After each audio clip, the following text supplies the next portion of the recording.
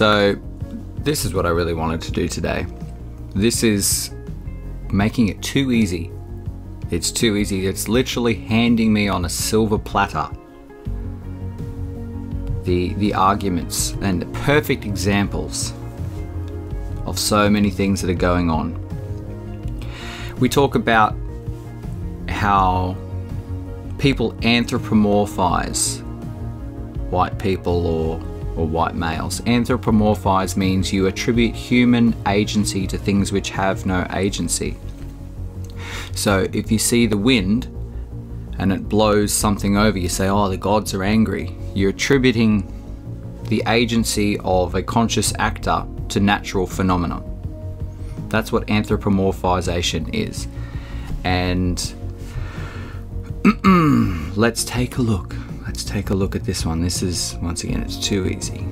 That's hilarious. You can get access to good health care, good insurance. The research says that black women, when we do the same diets as white women, we lose less weight and we lose it slower, even when we're following the diet, than our white women counterparts. And what public health practitioners think is that our stress responses in the body change our metabolism.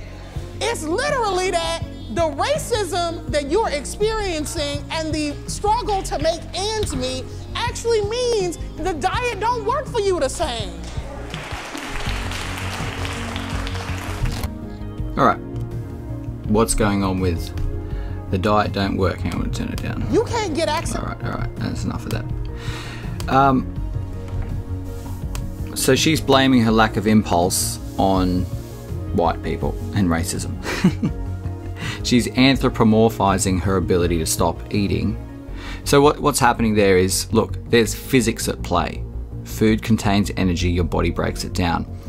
When I wanted to lose weight years ago, and my method of not lying to myself is to phrase things in my own mind in a way that is so brutally, depressingly honest that I leave myself nowhere to run mentally and emotionally.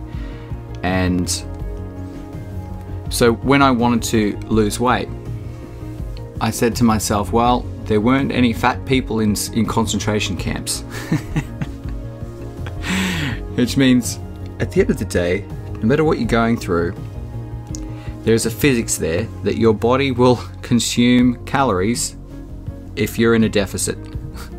If you are not shoveling things into your mouth, your body will consume its stores of energy. And so if this woman here is saying, well, it's anxiety that drives it, it's anxiety that drives it, and we don't lose weight. For some reason, our bodies have become perpetual motion machines. Our bodies can self-sustain on a calorie deficit and keep growing because of anxiety. Well, I would kindly offer my brutal reasoning that I'm sure people in concentration camps had higher levels of anxiety than she does, and they still managed to lose weight. It's kind of morbid, but anyway. So what's going on here? In the modern world, calories are everywhere, and so if you're as big as a house, it is a sign that you don't have agency over your impulses. You don't have the meta-intelligence to decide to be healthy and lose weight. And when food is presented to you, you don't have the agency over your impulses to stop eating it. And so once again, she's anthropomorphizing all that, the physics of calories and consumption, onto white racism. It's funny too, even in the opening statement, Good health care, good insurance. You can't get access to good healthcare, good insurance. That's a lie. That's going to be a lie, because if you pay for it, you'll get it. And this is the funny thing. Look, I think this person has been elevated to a position of authority by cynical people who are using her to break down our societal commons. Her job, she probably doesn't even realize it, but she's been put there to be a wrecking ball against the, evolving against our society and the ways, the social norms and institutions we've created to enable us to evolve. So it feels like, once again, like punching down to talk to her, but not really. She's been put in a position of power, and I think that, you know, she gets what she deserves. But I don't think that she should be in a position of power. I don't think that she is the driving force behind this. She's being used as what they would say, the useful idiot. But she is a useful idiot. So let's talk about it. So she says you can't get access to good healthcare and insurance. Well, you could if you paid for it. But the funny thing is, it's just a lie. It's a reframing. It's a lie, because if you lived in a pre-modern society like Africa, you don't get healthcare or insurance there anyway, because it doesn't exist, because nobody even created it in the first place. So she's actually no worse off. The research says that black women, when we do the same diets as white women, we lose less weight and we lose it slower. All right. You know, like a good friend to me, a friend of mine said, calories in, calories out. There are a few other things that kind of tweak the effectiveness of things, and you can lose and gain weight in waves, but at the end of the day, it's a science. You know, they measure the calories in food, and if you're actually dieting and not losing any weight, then you're not dieting. If you're not actually in a calorie deficit, and that's physics. There's no way around that. So she's lying. She's lying, and for people like this, like I said, reality is socially constructed. They're system blind. They're not going to care, understand, or really care what the truth is. She's lying for her own personal benefit. She's a bot. She is a meat robot programmed to get stuff, raise my status. That's all that's going on. And she's complaining about her lack of status. I will grant her this, that they say, it's like the Jordan Peterson lobsters thing. He says, you know, when the lobster that loses gets more cortisol and anxiety hormones and has a worse time of life because you're low in the status hierarchy, and then people who are high on the status hierarchy, they're happier, they have less low-level anxiety, and these effects do affect them. These hormonal changes do affect people, and as you know, Jordan Peterson said too, that people who are low on the status hierarchy and have higher levels of low-level life anxiety, they suffer more health-wise. But that's as you get to the, you know, later in life as well. That's over the whole arc of your life. And so she's reframing some science and bastardizing it to fit her lies. You know, as Kurt said, once again, they always take a kernel of truth and then wrap it in lies and then use it as a wrecking ball against your society. So there is some truth in the fact that people will have worse health outcomes being low in the status hierarchy because of the prevalence of low-level general life anxiety and all the hormonal changes that happen because of that. But that doesn't mean that in the short term you can be putting on fat that's magically growing off your body that isn't coming from what you put in your mouth. So you can't actually reverse the physics of that. So she's lying. Even following the diet than our white women counterparts. And what public health practitioners think is that our stress responses in the body change our metabolism. It's literally that the racism that you're experiencing and the struggle. So when they say racism, you've got to change that in your mind to the fact that I can't compete. The fact that I can't compete honestly in the status hierarchy. That's what racism these days means, is I'm being left behind, I'm low status, and that's emotionally painful because we are bots programmed to maximize our status. It's not, and once again, they're anthropomorphizing this. It's not that white people are doing that to her, it's just that they act in a way which is more in line with the command of the universe, which is evolve. You know, to command the laws of nature, you must first obey them. And not that anyone does it perfectly, but more so than other people, European civilization adapted to the laws of the universe, and as such, they evolve faster. Well, until the last few decades anyway, we're definitely in the decline of that and the reversal of that, and we're hoping to slow and change that trajectory. But so she is saying there's physics, the physics of calories in, calories out. There's the laws of the universe, and I can't compete, and therefore I'm low status, and that's white people doing it to me. Once again, you have to see this. Their reality is socially constructed, and they anthropomorphize, they attribute agency to things which are just natural phenomena, natural laws, or the state of nature. So she's lying, and she's full of shit. But it's useless to hate her, because she's put there to do that. She's the useful idiot that's put there to lie and to act as a wrecking ball to our society. But I definitely want you to not be, to see the ways in which they lie. To make ends meet actually means the diet don't work for you the same. But once again, as I said, they take a kernel of truth, they wrap it in lies, and then they beat you to death with it. But the kernel of truth is that it is painful to be low status. It is painful for people to be low status, but that pain is probably, a big part of that pain is the fact that they are in proximity to people with which they can't compete. And so, once again, we come to another one of the lies of the modern world, diversity and proximity. It's not a strength for a lot of people who can't compete, it just makes them angry. And so I think I would actually, in an ideal world, like to relieve that pain for her and people like her and say, well, look, you have your own country. They have to be separated. They have to be separated because, living in the same country as people that make them feel this way, not that make them feel this way, but the way they feel by being in proximity to people with which they can't compete. I think it would be ideal to put them in a status hierarchy that they can understand and they have a chance of climbing. And so she is right. She is actually right in some way when she says, white people think that's the only way to be. A lot of white people do. They project that onto other people.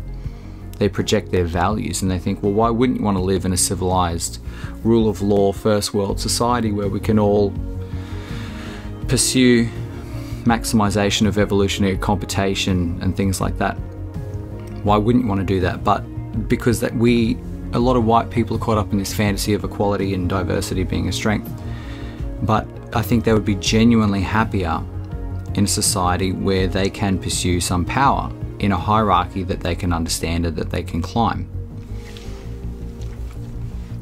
So once again, there is a kernel of truth there, but I think a lot of these people, if they were offered the solution of like, okay, well, separate, you live the way you want to live and you pursue your own ends by your own means, that would be ideal. But most of these people are going to say, no, I want to be around you and I want you to keep giving me stuff. That's what they're going to want. But at least if you propose separation, when they decline, their strategy should become apparent.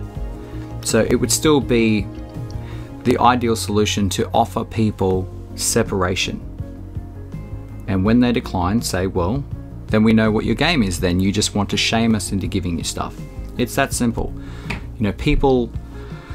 Most people are bots, and you look into human nature to the point that we do, hoping to understand our inner bot and be free of it so that we can consciously choose how we want to be, not react from our bot instincts. Let's take a look at the second one. Same lady. People are committed to being villains in the aggregate, right? The real sort of issue here, and I've heard people sort of say it, is one, I think that white people viscerally fear. It's not that white people don't know, right, what they have done. They know. They fear that there is no other way to be human but the way in which they are human, which is to, so you know, like you talk to white people. All right.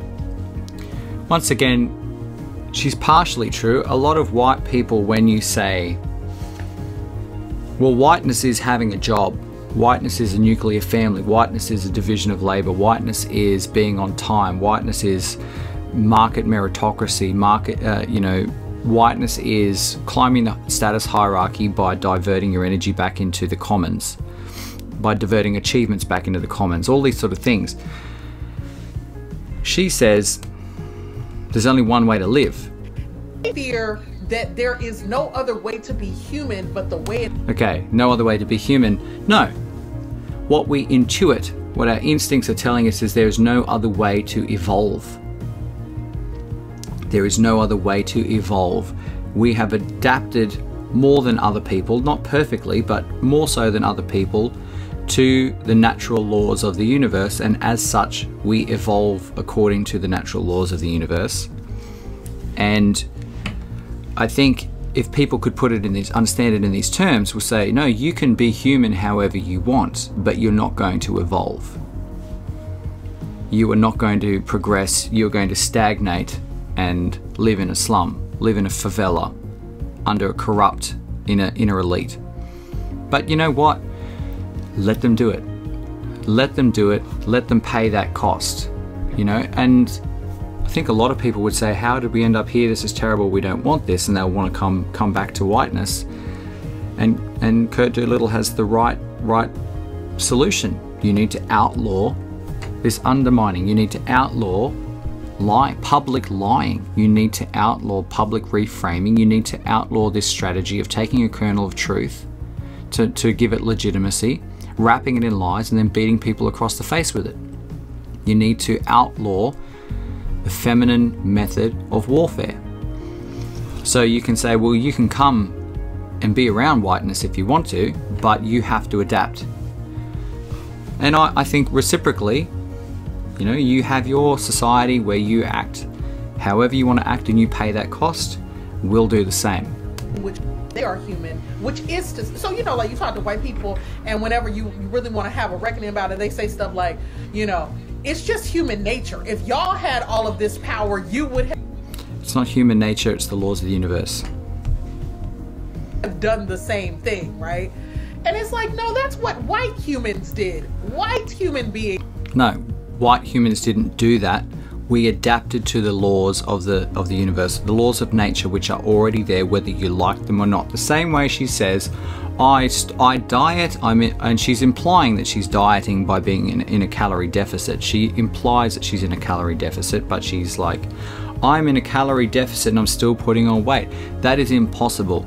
It is the laws of physics, laws of nature make that impossible, and there's nothing you could do about it. But she'll still blame it on white people, because once again she is anthropomorphizing her problem onto white people and saying that white people are imposing this system. No, the system exists regardless. We just deal with it. Thought there's a world here and we own it. Prior to them, black and brown people have been sailing across oceans, interacting with each other for centuries. That's a lie. Look into the details of this quote, interacting with each other. It's a lie. She's just lying about her own history, because once again, social construction, she's probably socially constructing it for herself. She's making it up for herself. She's wishful thinking for herself, but she's also putting it out there, wishful thinking for other people to manipulate them to her cause. Subjugation, domination, and colonialism. We have seen what a show this iteration of treatment of other human beings means, and that my hope is that we would do it differently, you know, in the moments when we have some power. We will not do it perfectly, but I do think that all of us can sort of agree that a politics that says like there are superior and inferior human beings just isn't the way to go. And that's the thing that. But once again, it's not social construction of white people that says they're inferior and superior human beings. Well, to be technically correct, you'd have to say inferior and superior according to what criteria? you know, you could define that further, but if you want to talk about general evolutionary computation, general evolution, there are, for any given environment, there are more fit and less fit people. And once again, she's saying that white people have imposed this, but she's anthropomorphizing the laws of nature which exist whether we acknowledge them or not. White people trust us to do because they are so corrupt. You know, their thinking is so morally and spiritually bankrupt about power that they can't let, you know, they fear viscerally, existentially letting go. You know, she, in a different context, I would say the same things about a lot of white people too, is they are morally and spiritually bankrupt in that there are so many white people who will pursue power and pursue power to the degree which they destroy the society and the means of generating that power anyway. So they will kill the goose that lays the golden egg, so to speak. They will take short-term gains at the expense of their own society, their own future. Boomers. That happens too. And so, like, in another context, I would say the same thing about a lot of people. I think that we do have a responsibility to the future, but once again, this is a problem that's solved under the proprietarian framework. The test of reciprocity is what you're doing creating any externalities? Is it offsetting any cost to other people that they have to pay? You know, and so once again, there's a solution for it, but I just want to point out that in another context, I would actually agree with her there. Of power, because they cannot imagine that there's another way to be. It is either that you dominate or you are dominated. And so I just want to give an example to what I was saying there. Say your typical boomer, like I said, they've offset, they've created China as it happens, as it exists now, by offshoring all our manufacturing for cheap labor, you know what I mean? And China's taken all that productivity and, you know, funneled it up into the state, and they're strong and they're a competitor now and they're warring against us now. We created, well, okay, the boomers who run these companies created that situation. And you know what? The people who want the cheap, crappily made stuff and created the demand for the boomers to do that too. You know, that's also a thing as well. So if you're offshoring your manufacturing to the point which you are weakening your own society, then once again, that is an externality. You've got a handshake agreement between a boomer Western businessman and whoever overseas is creating his stuff. But if you're creating costs onto your society, if you're degrading your own society into the future, if you're consuming your own societal capital, that's an externality, and it should be taken care of. Or another thing, you know, if you want to import, you know, third world workers and undercut your own society, your own labor force by using foreign people, you're going to degrade the social trust and the social commons by introducing unwanted diversity and lowering. You're scamming the market forces between employees and employers by importing third parties which destroy all forms of commons. And so once again, there are a lot of ways in which I think she's actually correct, but not in the ways that she's talking about. Isn't it sad that is spiritually who they are, and that they can't imagine a sort of more expansive notion of the world? The thing I want to say to you is we got to take these motherfuckers out. But I know, but like, we can't say that, right? We can't. She wants to say it, but she doesn't want to get in trouble for saying it. So yeah.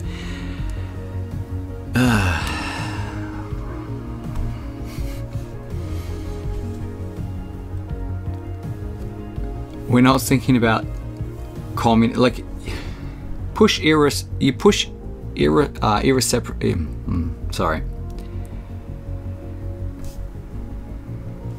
you push this conflict to a certain point, and people get to the point of saying, okay, I would be happier if you weren't around. That's when you know you've got to separate. Well, you need to separate well before that, but it's so blatantly obvious. You know, if they want to live without us around, give them the option. Just say, well, separate. You have this state, we'll have that state even. I don't believe in a project of violence. I truly don't, because I think in the end that our souls suffer from that, and I do think that some of this is a spiritual condition. So here is where I land most. Right, so she's not advocating it, but she's just saying that the thoughts crossed her mind. But you know, this is where we're at. Irreciprocity, that's the word I was looking for before. You push this irreciprocity so far, and that's where people get to, is like, you know what, I'm bearing so much cost being around you, it would be preferable for me to just get rid of you. And so that's when you see this breakdown of stable relations if you keep pushing irreciprocity. These people don't want what we have, and we don't want what they have. And so you're breaking the stable relations of society, and you're going to create conflict. Today is about white people. And I actually have been helped in this by thinking about indigenous people, right? See, part of the challenge around whiteness is that it totally skews our view of everything, right? I gave this like TED talk about this some years back, and one of the reasons I was trying to think about it is like, the world didn't start when white people arrived in America and tried to tell all the rest of us how things were going to go. There were people out here making worlds, Africans and indigenous people, being brilliant, and, you know, libraries and inventions, and, you know. That's a lie. No, they didn't. That's a lie. But once again, for someone like this, she's heavily socially constructing her reality, because I don't think she really cares. You know, psychology comes down to acquisitionism. People want to acquire status, acquire resources, and a lot of people, unless you're very disagreeable and very systematic, don't really care how true what you're saying is. If it's just a strategy, it's a function to manipulate other people and getting what you want. So she's lying. Vibrant notions of humanity and cross-cultural exchange long before white people showed up being raggedy and violent and terrible and trying to... It's literally the Team America argument of, you know, before America showed up, all the children in Afghanistan used to run in fields and play and have gumdrop smiles. It's literally that. So it's, look, she's put there to do this. She's not intelligent enough to come up with this her own. So, you know, you can only be angry so far at her. It's not really her fault, to be honest. Take everything from everybody. And that's really important, because if we believe that history starts for us when white people drag us to these shores, then we can never get outside of the notion that this is going to be our existential struggle. All things that begin end. White folks are not infinite and eternal, right? They ain't gonna go on for infinity and infinity. And that's super important to remember, that white colonialism and imperialism has a beginning. And in my way of thinking about the world, that means it has an end.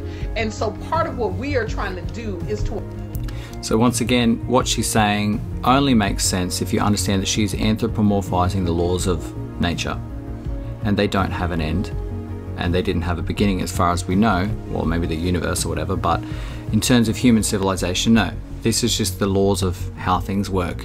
And they're going to be there whether we conform to them or not. And that's, you know, I don't want to just be one of those people who makes you feel good, and we have, you know, as Kurt said, it's therapy. It's therapy. We just talk about how shit these people are, we feel good for a limited amount of time, and then we move on. What I want to do is analyze what's happening so that we can understand it, and then strategize to what to do about it. And so you have to understand the end point of what these people want is to live in a favela, to live in a slum. That's what they want, because they are blaming the laws of nature, the laws of evolution, on white people. But those laws are going to exist after white people. And so once again, this is what Kurt says. They're baiting people into hazard, which means they're baiting people into a situation they're not going to be happy about with false promise. And false promise really just means, you know, wishful thinking and everything's going to be great. So this is what Kurt says too, the final stage of the, you know, religion, Marxism, class warfare, cultural warfare, woke, PC, after white male sort of trajectory, that the final destination is a slum, but the final iteration of that that arc of feminine methods of warfare is after whiteness. It's a false promise of after whiteness. If we can get rid of whiteness, we will have this utopia. And once again, it's like, you know, religion. You follow the religion, and after death, you'll have utopia. After communism, after class equality, you'll have utopia. Cultural Marxism, after cultural and social economy equality, you'll have utopia. Now they're saying, well, no, it's after whiteness. This is what they say, baiting people into hazard with a false promise. False promise. And so her promise here is that everything's going to be great after white people, but it's not. She's lying. It's not going to be, because she's anthropomorphizing the laws of nature which will exist after white people are gone. All that's going to happen is you probably doom humanity. You know, you have to think, I think of the big picture. If, you know, we had an alien civilization looking at our planet, what is the ultimate achievement and ultimate state and ultimate meaning of our species? What do we amount to in the end? You know, and if we follow the laws of nature, we can have, you know, maximize evolutionary computation. We can invent all sorts of amazing things and invent new societies, travel the stars, like Star Trek style. Are we evolving into something like Star Trek, you know, where we can explore and invent and do all this great stuff? Or is, sorry,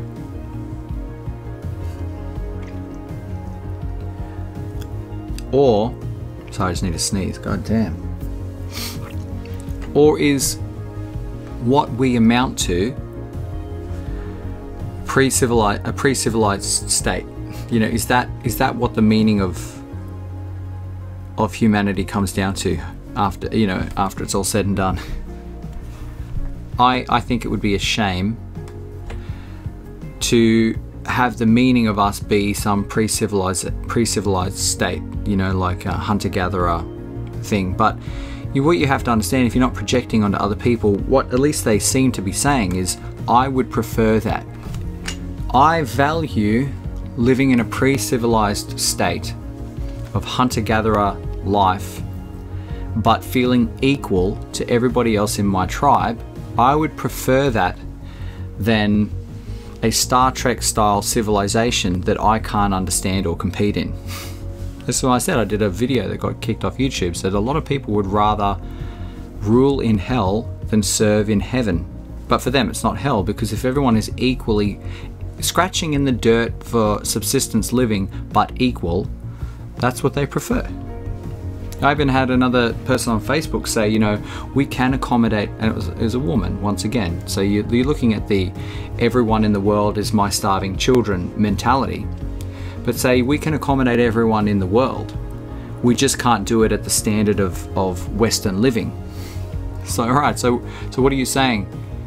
Abandon the standard of Western living, abandon the adaptation to the laws of nature, abandon evolutionary computation, abandon the possible Star Trek future, so that we can all equally scratch in the dirt for subsistence living to feel equal, to look after everybody.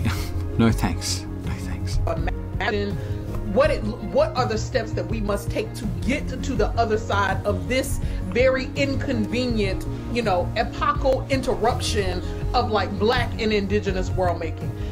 I mean, does that give people comfort on the day-to-day when you like just having to deal with white folks and the travesties that they create and the... What are the steps we need to take? I said this with Noah at the end of the day, like if you want to know what has to be done, you need to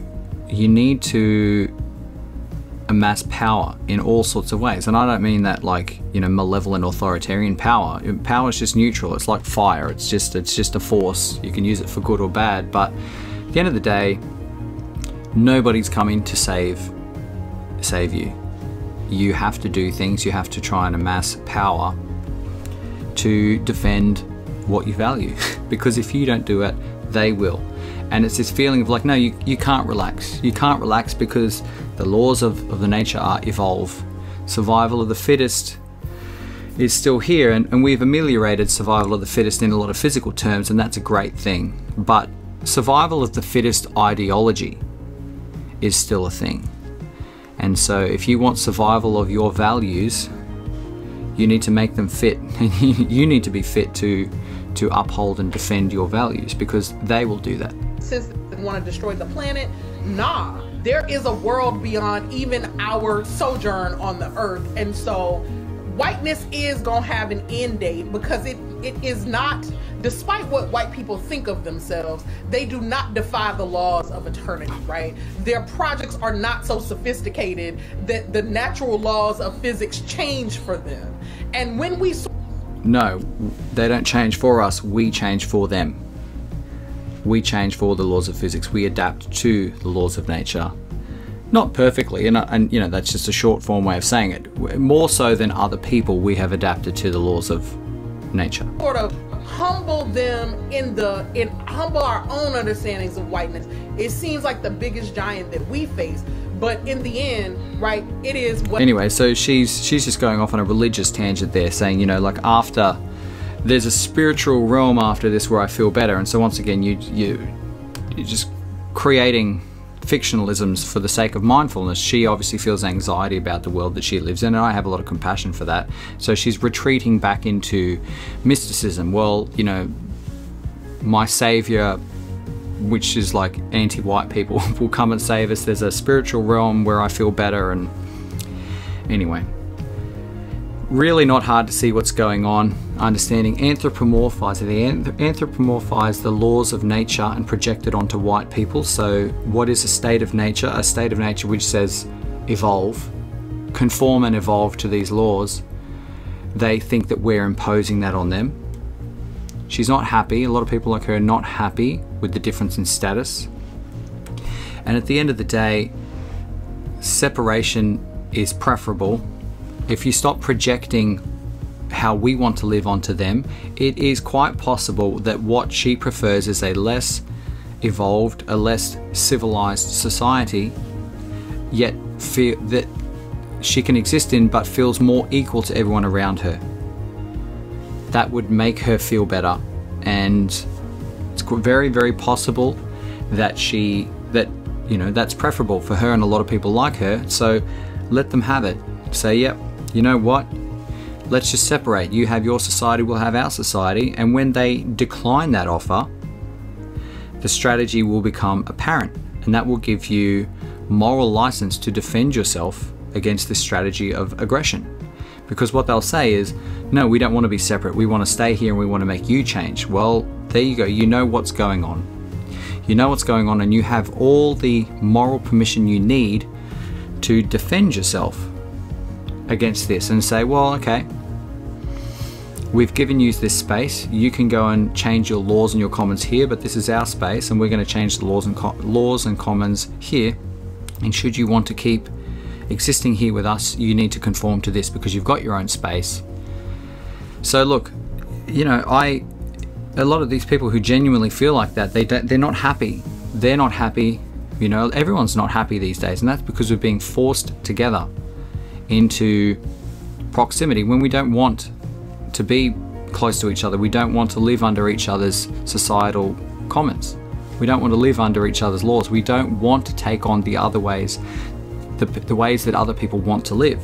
So let everybody separate and pursue their own costs. And if they don't want to separate, we'll realize that all they're doing is lying, baiting into hazard via false promise, so that they can mobilize the people whose reality is more socially constructed. They don't have the IQ points or the systematic thinking to understand the logic, and they're collecting these people into an army to use as a wrecking ball against our society. It's just, we're being looted. That's all that's happening. Our societal commons, our societal capital is being looted by these people.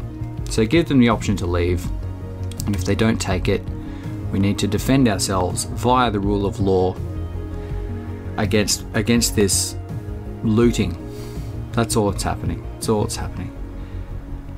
And yeah, any small amount of power that you have, whether it's running your own business, running your own social circle, any small amount of power that you can create across the board will give you the opportunity not to use to oppress other people, but to defend your values. And that is very, very important.